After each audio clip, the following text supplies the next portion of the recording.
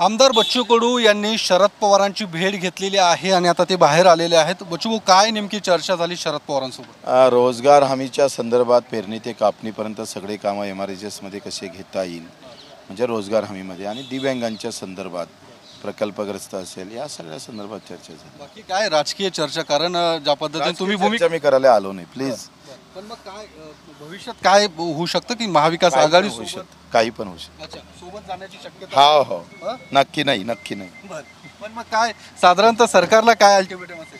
सरकारला नाही, माझे मुद्दे आहे ना, शेतकरी शेतमजुरांचे, हे चव्हाट्यावर आणायचे आहे मला, चव्हाट्यावर आणायचे आहे। तुम्ही आता म्हटलं की भविष्यात काही होऊ शकतं। काय होऊ शकते?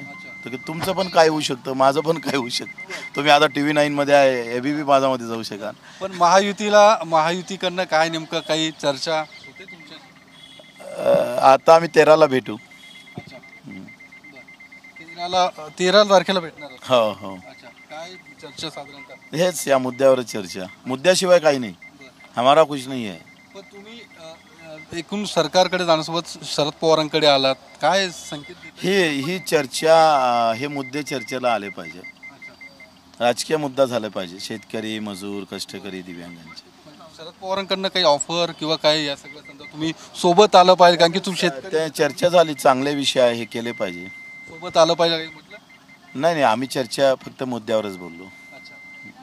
बच्चू कडूंनी भेट घेतलेली आहे आणि भविष्यात काही होऊ शकतं असं बच्चू कडूंचं म्हणणं आहे। त्यामुळे भविष्यात जर ते महाविकास आघाडीत सोबत आले तर नवल वाटायला नको। कॅमेरामन अभिजित पिसेसह मी योगेश बोरसे, TV9 मराठी, पुणे।